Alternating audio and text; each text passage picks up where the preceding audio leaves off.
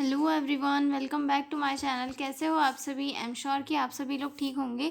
तो चलिए हम लोग आज का वीडियो स्टार्ट करते हैं। आज की वीडियो में हम लोग जो है मरासमस वाला क्वेश्चन डिस्कस करेंगे। काफ़ी इंपॉर्टेंट क्वेश्चन है और प्रीवियस ईयर क्वेश्चन पेपर में पूछा भी गया है। ठीक है, तो मरासमस जो डेफिशिएंसी डिसीज़ है जो वो किस चीज़ से रिलेटेड है? ये जो है एक न्यूट्रिशनल डेफिशिएंसी डिसीज़ है जो प्रोटीन और एनर्जी की कमी से बॉडी में कॉज होती है। ठीक है, जैसा कि हम लोग जानते हैं कि बच्चा हमारे ग्रोथ और डेवलपमेंट के लिए, किसी भी बच्चे की ग्रोथ और डेवलपमेंट के लिए न्यूट्रिशन कितना इंपॉर्टेंट होता है। अगर न्यूट्रिशन हमें मिल रहा है प्रॉपर अमाउंट में तो हमारी लाइफ जो है एग्जिस्ट करती है उसी बेस पे। लेकिन अगर हमें न्यूट्रिशन नहीं मिल रहा है, प्रोटीन, एनर्जी, विटामिन, कैल्शियम, ये सारी चीज़ें अगर नहीं मिल रही है तो हमारी बॉडी क्या हो जाएगी?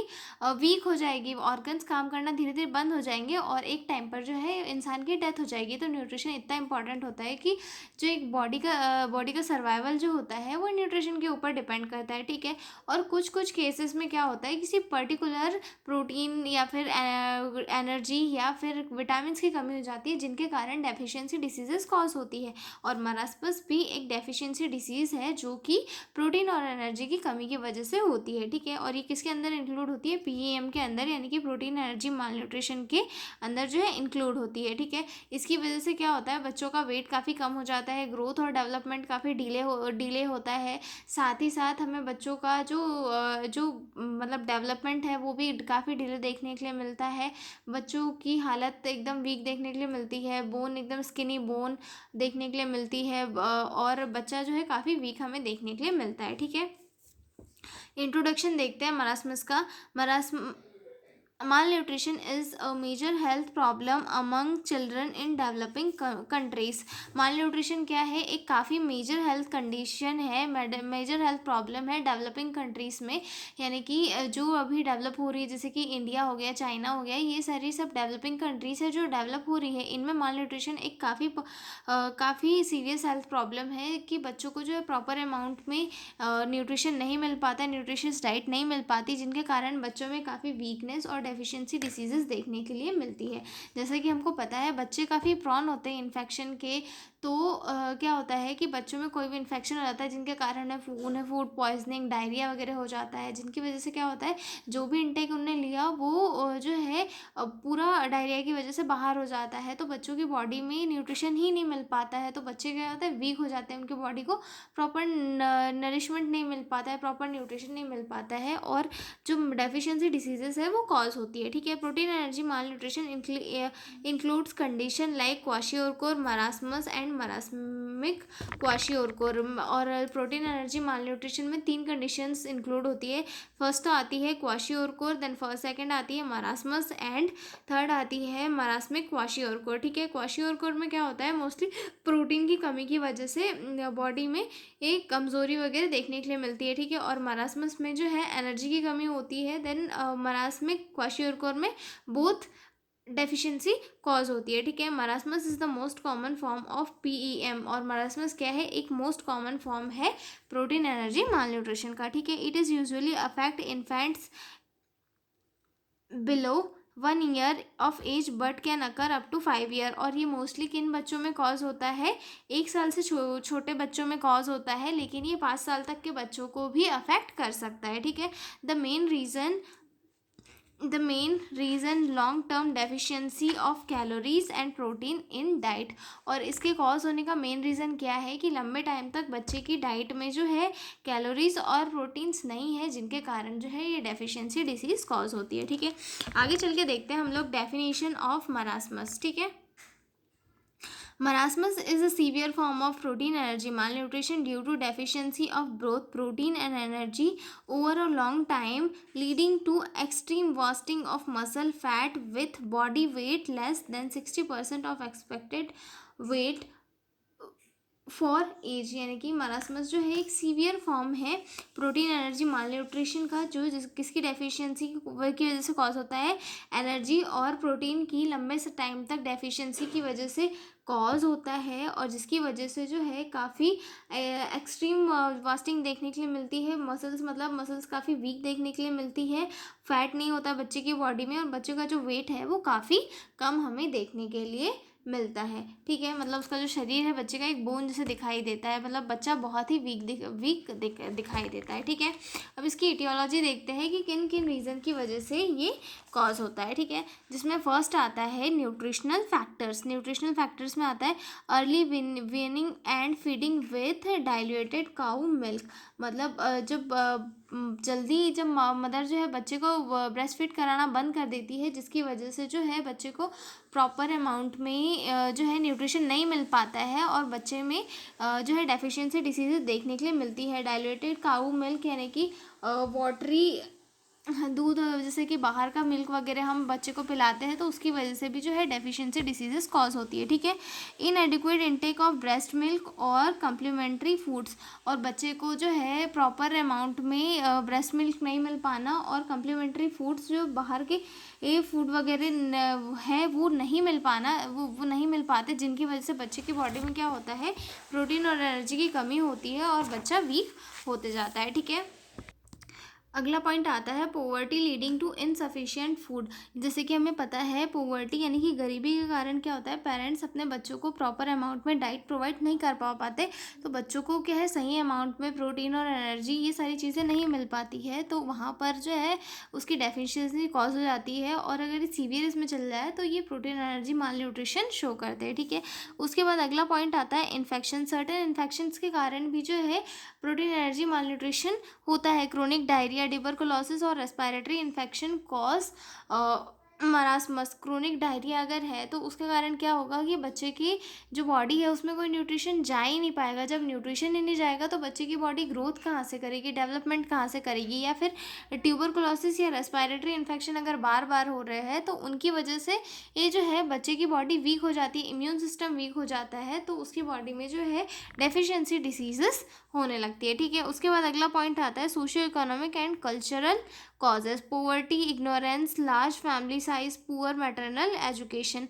पोवर्टी हमने इसके पहले भी देखा था कि मदर फादर की अगर उतनी प्रॉपर इनकम नहीं है जिसकी वजह से वो बच्चे को प्रॉपर फीड या फिर प्रॉपर अमाउंट में उनका जो खाना है वो प्रोवाइड नहीं कर पाते, तो जिसके कारण बच्चों में जो है हमें डेफिशिएंसी डिसीजेज देखने के लिए मिलती है।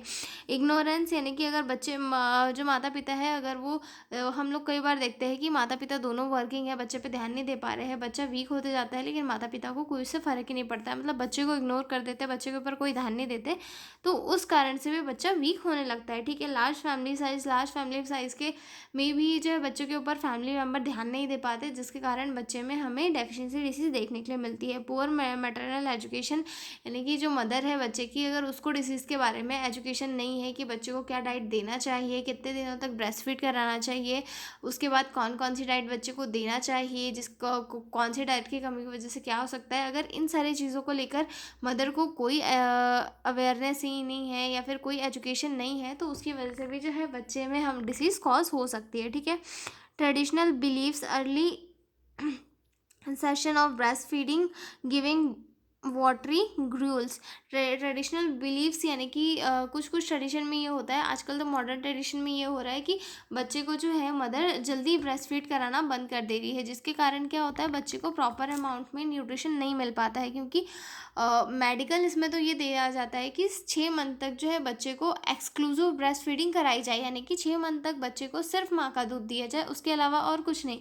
लेकिन कुछ मदर होती है जिनको ये लगता है कि बच्चे को ब्रेस्ट फीड कराने से उनका फिगर ख़राब हो जाएगा या फिर जो है उनका जो स्टैमिना है वो ख़राब हो जाएगा, तो मदर क्या करते हैं कुछ दिनों तक उनको बच्चे को फीड कराते हैं, उसके बाद ब्रेस्ट फीड कराना बंद कर देते हैं, तो उसके कारण क्या होता है बच्चे की बॉडी वीक हो जाती है, उसे प्रॉपर अमाउंट में न्यूट्रिशन वगैरह नहीं मिल पाता है और डेफिशिएंसी का बच्चा जो है शिकार हो जाता है। ठीक है, आगे डिस्कस करेंगे हम लोग इसकी पैथोफिजियोलॉजी की, ये कॉज कैसे कैसे होता है। ठीक है, मैं इसको थोड़ा लॉन्ग में लिख बता रही हूँ, आप लोग जो है इसको अपने हिसाब से शॉर्ट करके पढ़ लीजिएगा, क्योंकि एग्ज़ाम का टाइम है और आपको जो है शॉर्ट में पढ़ना ज़्यादा ज़रूरी है। मैं आपको समझा इसलिए रही हूँ ताकि आपको समझ में आ जाए और आप एग्ज़ाम में अच्छे से लिख के आ जाए। ठीक है, तो फर्स्ट आता है इसमें इसकी पैथोफिजियोलॉजी का point, इनएडिक्वेट intake of calories and protein. जब बच्चा जो है कैलोरीज और प्रोटीन का प्रॉपर इंटेक नहीं करेगा तो baby body uses glycogen and fat stores for energy. तो बच्चे की बॉडी में जो भी ग्लाइकोजन स्टोर करके रखा हुआ है और फैट स्टोर करके रखा हुआ है वो बच्चे की बॉडी यूज़ कर लेगी। After fat is depleted muscle protein are broken down. जब पूरा फैट और जो प्रोटीन है वो सब खत्म हो जाएगा तो मसल्स क्या हो जाएगी, टूटने लगेगी, मतलब मसल्स जो है ब्रेक होने लग जाती है। जब बॉडी में हम लोग देखते हैं ना कि मांस खत्म हो जाएगा तो क्या होगा, प्रोटीन भी ब्रेक होने लगेगा, मसल्स भी ब्रेक होने लगेगी, जिसकी वजह से रिजल्ट क्या होगा, it leads to severe wasting of muscle and fat thin body. और जिसकी वजह से क्या होगा, मसल वास्ट हो जाएगी, ठीक है, और जो है फैट काफ़ी लॉस हो जाएगा और बच्चे की बॉडी काफ़ी पतली हमें देखने के लिए मिलेगी, जिसकी वजह से क्या होगा, इम्यूनिटी डिक्रीज हो जाएगी और चाइल्ड जो है इन्फेक्शन के लिए प्रॉन हो जाएगा, मतलब कोई भी इन्फेक्शन कॉज होने लगेगा। मतलब अगर बच्चे की बॉडी में प्रॉपर अमाउंट में जो है न्यूट्रिशनल डाइट का इंटेक नहीं जाएगा, जिसकी वजह से जो है उसकी बॉडी में स्टोर वाली जो एनर्जी है वो उसकी बॉडी यूज़ कर लेगी और उसके पास जो है स्टोर में कोई भी जो है एनर्जी और कोई भी एनर्जी का फॉर्म नहीं बचेगा, तो बच्चे की बॉडी क्या हो जाएगी, वीक हो जाएगी, ठीक है। इसके बाद देखते हैं अगले इसके क्लिनिकल फीचर। सबसे फर्स्ट इसमें आता है जनरल अपीयरेंस, यानी कि बच्चा हमें कैसा दिखाई देता है, ठीक है।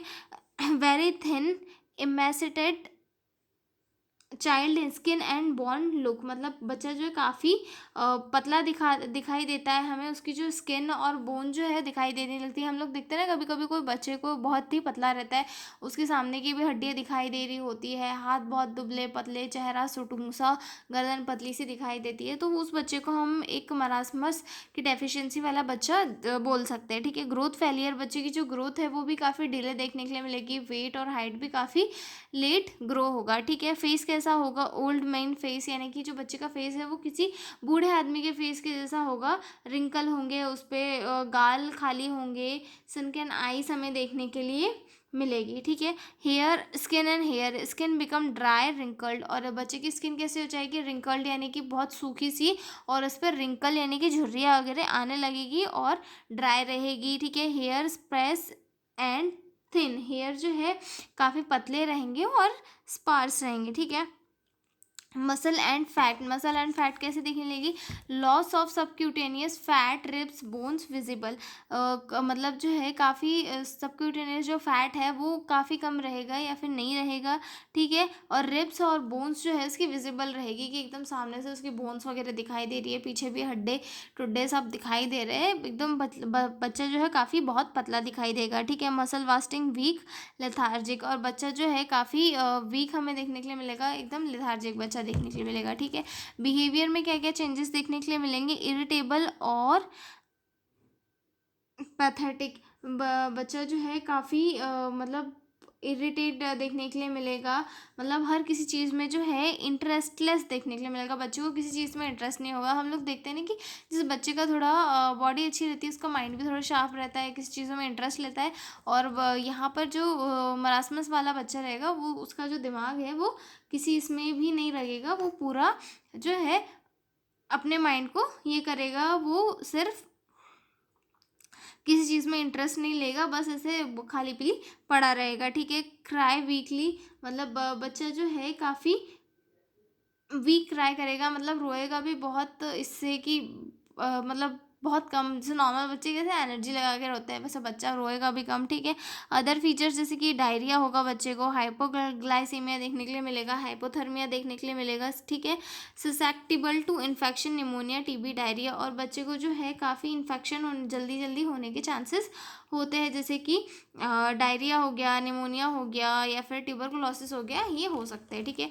आगे देखते हैं डायग्नोस्टिक इवोल्यूशन। डायग्नोस्टिक इवोल्यूशन में सबसे पहले तो हम जो है क्या करेंगे, हिस्ट्री कलेक्शन करेंगे कि बच्चे कैसे कमज़ोर हुआ, बच्चे ने जो है ब्रेस्ट फीड करना कब बंद किया, बच्चे की डाइट में मदर फादर क्या दे रहे हैं, बच्चे का किस एरिया में रह रहा है, ये सारी चीज़ें हम जो है बच्चे की हिस्ट्री कलेक्शन में उनसे लेंगे, ठीक है। उसके बाद अगला पॉइंट आएगा फिजिकल एग्जामिनेशन। फिजिकल एग्जामिनेशन में हम लोग जो है बच्चे की बॉडी को देखकर साइन का पता लगाएंगे कि उसकी हड्डियाँ पतली तो नहीं है, उसके बाद उसका जो फेस है वो कैसा है, फेस पर रिंकल्स तो नहीं है, ये सारी चीज़ें चेक करेंगे। ठीक है, उसके बाद आता है एंथ्रोपोमेट्री में जो है उसका वेट वगैरह चेक करेंगे और MUAC मेज़रमेंट करेंगे, जिसमें जो है आर्म्स के पास से एक टेप के थ्रू जो है पता नापा जाता है कि जो उसका सर्कमफेरेंस है वो कितना आ रहा है। ठीक है, सर्कमफेरेंस के अकॉर्डिंग ये पता लगाया जाता है कि जो बच्चे का माल न्यूट्रिशन है, मतलब बच्चा जो है माल न्यूट्रिशन की सिवियरिटी कितनी है। ठीक है, MUAC के बारे में मैंने एक वीडियो में काफ़ी डिटेल में जानकारी दी है, मैं उसका डिस्क्रिप्शन में लिंक ज़रूर डाल दूँगी, आप लोग वहाँ पर जाके ज़रूर चेक कर ले। और हाँ, प्रोटीन एनर्जी माल न्यूट्रिशन का भी एक वीडियो मेरे चैनल पे ऑलरेडी अपलोडेड है, तो आप लोग उसे जो है वहाँ पर जाकर चेक कर सकते हो। ठीक है, उसके बाद बच्चे के हम जो है लेबोरेटरी टेस्ट करेंगे, जिसमें फर्स्ट आएगा हीमोग्लोबिन टेस्ट। ठीक है, हीमोग्लोबिन टेस्ट में जो है एनीमिया वगैरह तो नहीं है, ये चीज़ें चेक करेंगे। ठीक है, उसके बाद आता है एल्बुमिन टेस्ट करेंगे, शरीर में प्रोटीन का लेवल वगैरह देखने के लिए। शुगर लेवल टेस्ट करेंगे कि जो है बॉडी में ये हाइपोग्लाइसीमिया वगैरह तो नहीं है, इस चीज़ों को चेक करने के लिए। ठीक है, और इलेक्ट्रोलाइट सोडियम पोटेशियम के बैलेंस को चेक करने के लिए इलेक्ट्रोलाइट्स चेक करेंगे। ठीक है, स्टूल टेस्ट करेंगे पैरासाइट और या फिर अदर कोई इन्फेक्शन वगैरह तो नहीं है, उसे चेक करने के लिए। ठीक है, उसके बाद चेस्ट एक्सरे करेंगे कि कहीं ट्यूबरकुलोसिस या फिर कोई क्रोनिक इन्फेक्शन वगैरह तो नहीं है, उसका पता लगाया जा सके। ठीक है, उसके बाद अगला पॉइंट आता है हमारा कॉम्प्लिकेशंस। कॉम्प्लिकेशन क्या हो सकती है हमारा मरासमस की वजह से, जिसमें आता है सबसे फर्स्ट सीवियर इन्फेक्शन हो सकता है बच्चे को। ठीक है, ड्यू टू लो इम्यूनिटी, मतलब बच्चे की जो इम्यूनिटी है वो काफ़ी लो है, जिसकी वजह से जो है उसे सीवियर इन्फेक्शन हो सकता है। ठीक है, डिहाइड्रेशन फ्रॉम डायरिया, और बच्चे को जो है डायरिया हो रहा है, जिसके कारण बच्चे में हमें जो है डिहाइड्रेशन देखने के लिए मिल सकता है। ठीक है, हाइपोग्लाइसीमिया या फिर हाइपोथर्मिया भी देखने के लिए मिल सकता है, क्योंकि बॉडी में जो एनर्जी नहीं जा रही है, ग्लूकोज नहीं जा रहा है, कैलोरीज नहीं जा रही है, प्रोटीन नहीं जा रहा है, तो उसकी वजह से हाइपोग्लाइसीमिया यानी कि शुगर का लेवल कम और बॉडी का टेम्परेचर कम देखने के लिए मिल सकता है। ठीक है, इलेक्ट्रोलाइट इम्बैलेंस हमें देखने के लिए मिल सकते हैं, क्योंकि प्रॉपर अमाउंट में डाइट नहीं जाएगी तो इलेक्ट्रोलाइट्स भी प्रॉपर बैलेंस नहीं होंगे। ठीक है, डेथ इफ़ अनट्रीटेड, और अगर ये लंबे टाइम तक ट्रीट नहीं किया गया तो बच्चे की डेथ भी हो सकती है। ठीक है, अब इसके मैनेजमेंट में क्या क्या करेंगे। मैनेजमेंट में सबसे फर्स्ट आता है इमीडिएट मैनेजमेंट, कि भाई बच्चा आया है उसे जल्द इमीडिएटली हमें क्या क्या मैनेजमेंट देनी है। ठीक है, सबसे फर्स्ट तो treat hypoglycaemia, hypothermia and dehydration. बच्चे का जो वो ग्लूकोज का लेवल लो हुआ है या फिर जो है टेम्परेचर लो हुआ है और जो डिहाइड्रेशन है उसकी बॉडी में, सबसे पहले तो है उसे ट्रीट करेंगे, उसे ठीक करेंगे। ठीक है, start feeding with small frequent meals gradually increases, मतलब थोड़ी थोड़ी जो है थोड़ी थोड़ी देर में उसे फीड करना स्टार्ट करेंगे, जो न्यूट्रिशियस डाइट है वो देना चालू करेंगे। 1 साल से कम ईयर का बच्चा है तो बच्चे को की माँ को इनकरेज करेंगे कि आप इसे फीड कराओ, ब्रेस्ट फीड कराओ, ताकि बच्चे में जो भी न्यूट्रिशन की कमी है वो पूरी हो और बच्चा हेल्थी रहे। ठीक है, उसके बाद न्यूट्रिशनल थेरेपी देंगे बच्चे को। ठीक है, start with low lactose easily digestible energy dense feeds, बच्चे को जो है कम लैक्टोज वाली, मतलब जो कम लैक्टोज वाली डाइट देंगे, ताकि बच्चा जो है इजीली डाइजेस्ट कर सके और बच्चे को एनर्जी मिल सके। Gradually increase calories and proteins, और उसके बाद धीरे धीरे जो है कैलोरीज और प्रोटीन्स को बढ़ाएंगे, ताकि बच्चे की बॉडी में जो भी न्यूट्रिशनल इम्बैलेंस हुआ है वो ठीक हो सके। ठीक है, therapeutic food F75 and F100 diets ready to use therapeutic food RUTF। ये F75 और F100 जो है एक स्टार्टर फार्मूला होता है, जिसमें F75 में क्या होता है, कम प्रोटीन और फैट वाला जो है लैक्टोज रहता है जो बच्चे को दिया जाता है, और उसके बाद जो है F100 होता है, उसमें जो है हाई लेवल इसमें प्रोटीन और फैट वगैरह होता है, जिसे कैचअप फार्मूला कहा जाता है। इसे स्टार्टर कहा जाता है और इसे कैचअप कहा जाता है। तो ये जो है माल न्यूट्रिशन को ट्रीट करने के लिए बच्चे को दिए जाते हैं। ठीक है, supplements vitamin and minerals, specially vitamin A, iron, zinc, potassium, magnesium, और बच्चे की बॉडी में जो भी इम्बैलेंस हुआ है उसे ट्रीट करने के लिए बच्चे को प्रॉपर सप्लीमेंट्स देंगे, vitamin A, zinc, potassium, magnesium, सभी चीज़ों के। ठीक है, मेडिकल मैनेजमेंट, एंटीबायोटिक, अगर कोई इन्फेक्शन वगैरह कॉज हुआ है तो उन्हें ट्रीट करने के लिए बच्चे को एंटीबायोटिक देंगे, ठीक है। डीवॉर्मिंग इफ़ नीडेड, कभी कभी क्या होता है कि बच्चों को वॉर्म इन्फेक्शन भी हो जाता है, तो उन्हें ट्रीट करने के लिए बच्चों को डीवॉर्मिंग मेडिसिन वगैरह देंगे ताकि बच्चों को कोई इन्फेक्शन ना रहे और बच्चे ठीक रहे, ठीक है। उसके बाद देखेंगे नर्सिंग मैनेजमेंट। नर्सिंग मैनेजमेंट में क्या आएगा, assess child nutritional status, weight and MUSE, मतलब इसमें जो है सरकमफेरेंस वगैरह चेक किए जाते हैं। बच्चे का जो है नर्सेस को सबसे पहले न्यूट्रिशनल स्टेटस चेक करना चाहिए कि बच्चा की हेल्थ कैसी है, वेट कितना है, उसके एज के अकॉर्डिंग उसका वेट कैसा है, हेड सरकमफेरेंस कितना आ रहा है, हैंड का सरकमफेरेंस कितना आ रहा है, आर्म सरकमफेरेंस कितना आ रहा है, ये सारी चीज़ें पहले चेक करनी चाहिए, ठीक है।